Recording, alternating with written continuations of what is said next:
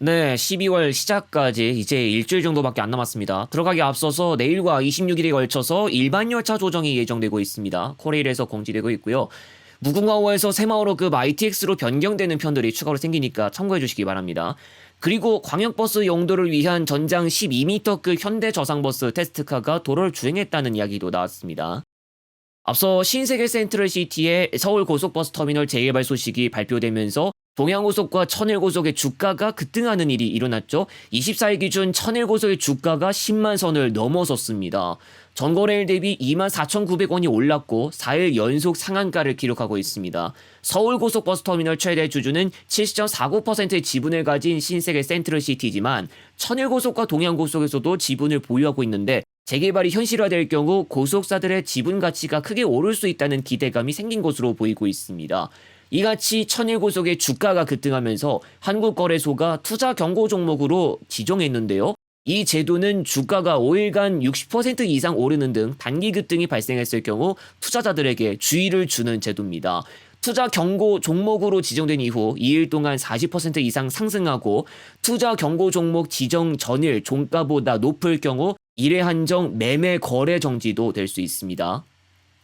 12월 1일부터 대전 복합터미널에서 성인산 면으로 가는 시외버스가 운행 중단된다고 운수사가 밝혔습니다. 운수사는 보은군이 7월부터 시행한 무료 시내버스에 이유가 있다고 말하는데 보은군의 무료 시내버스가 옥천이나 상주에도 들어가고 있다고 운수사 전무가 밝히기도 했습니다. 운수사는 시외버스 손실 보상을 해달라고 요구했고 보은군도 이를 받들여서 충북도에 이 문제를 해결해달라고 했지만 충북도는 업체 자신들이 경영을 어떻게 해야 할지 고민에 따라 움직이는 법이라고 밝혔습니다.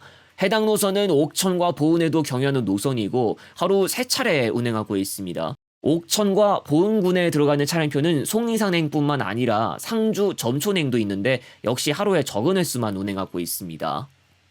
고속버스 팀원이 앱에서 한 가지 떡밥이 나온 것으로 보이는데요. 아직 이야기가 더 구체적으로 나온 것은 아니지만 현재 완도항 슬롯이 개방되어 있습니다. 서울 호남과 완도항 출 도착지로 선택할 수 있도록 설정되어 있는 상태인데다 완도항 완도 공영버스 터미널 구간 승차도 가능하도록 할 계획인지 세팅이 그렇게 되어 있고요.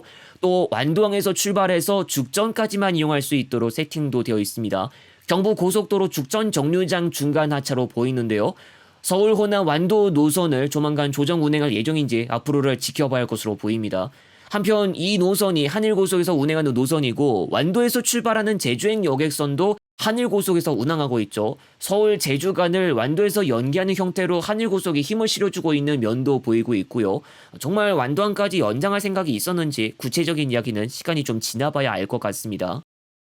전북도 내 시외버스 운수사 5곳이 지난해 7월 전북도를 상대로 미지급 손실보전금 지급과 시외버스 휴업 불인가 취소를 승인해 줄 것을 요구하는 소송을 전주지방법원에 제기했는데 오는 27일 1심 판결이 예정되고 있습니다.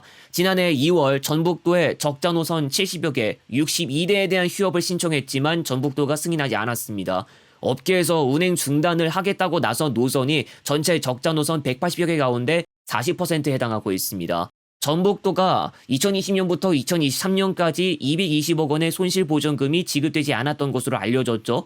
그리고 적자액의 80%가량만 지원했는데 업체 누적 적자가 270억 원에 이르고 이 가운데 3개 회사의 자본 잠식은 112억 원으로 집계됐습니다.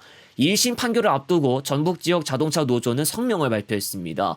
해당 사건은 전북도가 직접 시외버스 수지를 검증 조사 확인하고도 해마다 부족한 재정 지원으로 매년 적자가 누적되어 발생했고 만일 전북도에 불리한 판결이 나왔을 때 항소한다면 도민들의 이동권과 근로자들의 생존권을 방치하는 것과 같다고 하면서 적자 노선 운행 거부를 비롯해 모든 수단을 동원해서 강력 투쟁하겠다고 밝혔습니다. 지난 일요일 한 주간의 소식들에서 다룬 이야기죠. 조계원 여수시 의원이 국무총리와 국토교통부 장관을 상대로 한 가지 발언을 했는데 서울 여수 간 고속열차 소요 시간을 2시간 이내로 단축해야 한다고 하면서 신내륙철도 건설이 필요하다고 했습니다.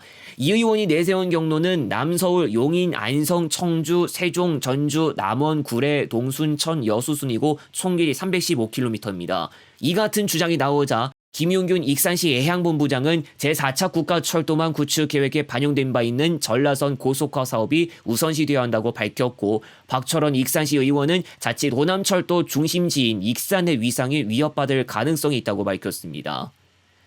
한 가지 안내 말씀드리고 가겠습니다. 청량리 부정간 KTX 이음 추가 정차역 지정을 앞두고 있는데, 지정이 완료된 이후 시점에 서울 양산 해운대편 제작을 구상하고 있습니다. 12월 예정하고 있는 인천공항 지방 구간은 남부지방 착발이 될 가능성이 있는데, 구체적인 내용은 구간이 정해지고 나서 영상 제작 후 공개하도록 하겠습니다. 다음 영상에서 다시 오겠습니다.